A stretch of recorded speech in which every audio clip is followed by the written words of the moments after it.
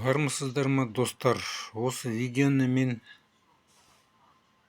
қалай мен өзімді простатит деген аурудан емдеп шыққаным туралы айтайын. Менде простатит болды, мен бірақ сол врачқа барып жүрдім, емделіп жүрдім. Көп пайдасы тиген жоқ. Одан бір кезде менде қан қысымы көтеріле бастады. Қан қысым сондай көп көтерілді, мысалы бір бутылка сыра ішіп алсам қып-қызыл болып кетем. Сондай жаман болды. Бір рет заправкада заправляться етіп жүріп, машинаның пробкасын жерге түсіріп алып, еңкейіп, басым айланып құлап қала жаздадым. Оған бірдеме істеу керек деп ойладым да, мен бір оқығаным бар, АСД деген бәрі бар. Ол дәрі ветеринарлық аптекада ғана сатылады. Адамдардың аптекасында мүлдем жоқ. Мен ол туралы көп оқығам, ол Сталиннің кезінде шығарылған дәрі. Қызық көрсеңіздер, интернеттен бәрі несін, тарихын бәрін оқуға болады. Академиков Дорогов деген болған Ресейде. Ол кісі Сталиннің бұйрығы бойынша сол 50-ші жылдары сол дәріні шығарған. Сондай керемет дәрі. Мен сол туралы оқығаным бар. Мен сол қан қысымын сол АСД фракция 2 деген дәрімен емдей бастадым. Ол дәріні мен мысалы бүгін мен өзім Өскеменде тұрам. Барып бағана аптекадан сатып алдым. Міне түрі осы, міне мынандай. Міне осы. Мен мына видеоның несінде әріппен жазып қоям, аты бәрі жөнін. Осы мен 100 граммдық осындай дәріні бүгін Өскеменде 2850 теңгеге сатып алдым. Мынау дәрі 2 ай емделуге жетеді. Содан кейін мен сол қан қысымын емдеймін деп сондай дәріні алып алдым да, әр дәріні ауруды емдейтін несі бар, схемалары бар. Мен сол в общем, универсальный общий схема, там тіпті ауырмасаң да оны денсаулықтың несі үшін профилактикасын шығу болады. Сол арқылы іше бастайын деп ойладым да, іштім сөйтіп. Міне оны аласыз да, мына дәріні.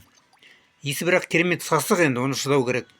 Кейбір адамдар оны шыдай алмайды. Мысалы мен әйелім сондай киетін керемет шыдай алмайды. Мен оны мысалы гаражға апарып іштім. Немесе үйде тіпті әйелім шыдай алмай қойды. Оны былай аласыз да, жарты стакан қайнаған суға құйып қоясыз. Или қара шай қайнаған, сол суған қара шай болады. Жарты стакан құясыз да, соны мынанда дәріні ашпайсыз. Міне мына сыртындағы пластмассаны алып тастап, мына жерінде ортасында қаңылтыр бар, ішінде резеңке пробка. Сол пробканы ашпайсыз. Соған міне шприцті мына қадап қоясыз, мынандай кішкентай шприцті. Сол инені шприцтің алмайсыз. Сол ішінде тұрады. Соны шприцті оған нетесіз да, бүйтіп кішкене сорып аласыз сол дәріді. Сол стаканға бірінші ретінде мен мысалы бір тамшыдан бастадым. Бір тамшы тамшылайсыз. Соны жарты сағат таңертең мысалы тамақтың алдында жарты сағат бұрын аш қарынға соны ішіп аласыз.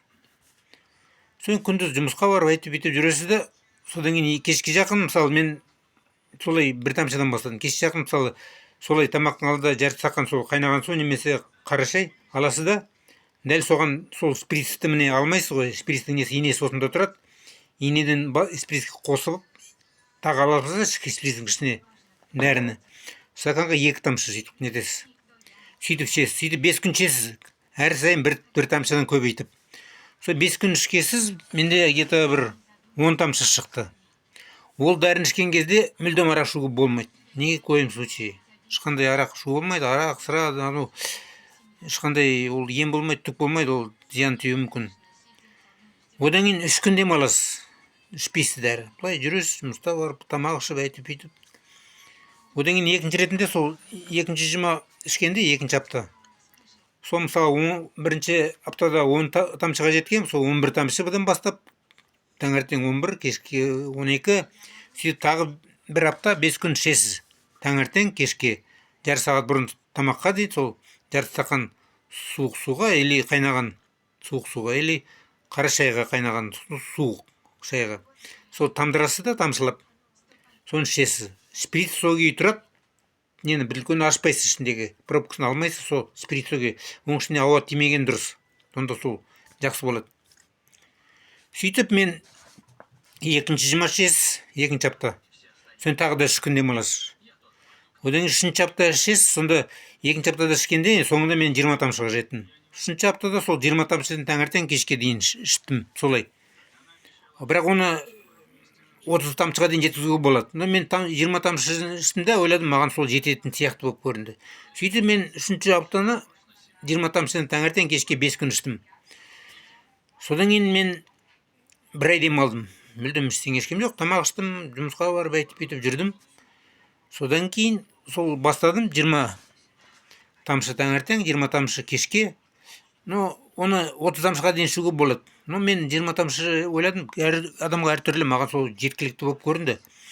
Сөйтіп 20 тамшыдан таңертең кешке мен 5 күн арасында іштім. Содан кейін бір ай демалдым, бір ай, жұмысқа барып өйтіп жүрдім. Содан кейін екінші айда бастағанда сол 20 тамшыдан бастадым да, таңертең кешке 20 тамшыдан 5 күн іштім. 3 күн перерыв, демалып ішкен жоқпын. Соны қайттан 5 күн іштім. Соны тағы 3 күн жай жүрдім, соны ішпей. Соны қайттан 5 күн іштім. Сөйтіп мен 2 ай сондай айыздан ішіп шықтым. Мен негізінде қан қысымын емдеймін деп ішкем. Одан кейін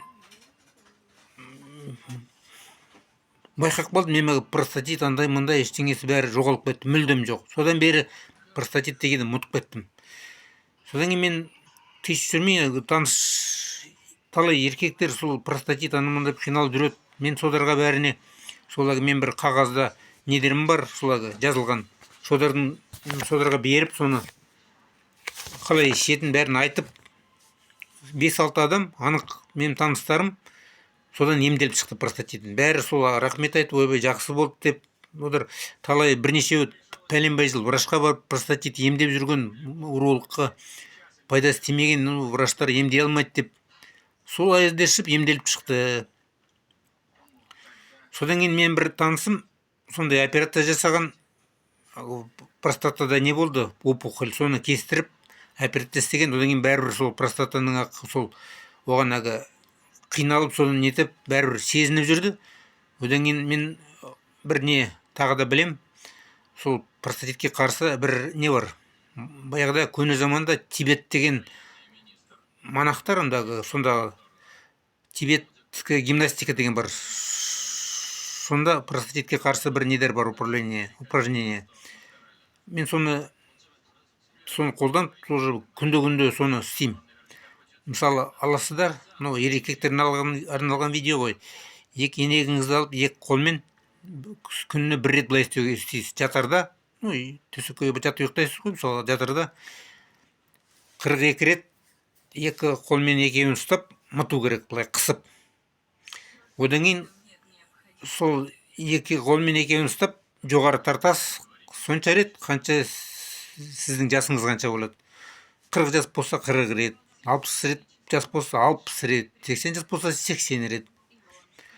Менің 2 танысым, одан кейін маған айтты, осылай түні бойы кіші дәретпен түні бойы бірнеше рет тұратынбыз дейді. Сол гимнастиканы қолданғаннан кейін оның бәрі басылып қалды, таңертең 1 рет тұратын болдық дейді. Енді осылай.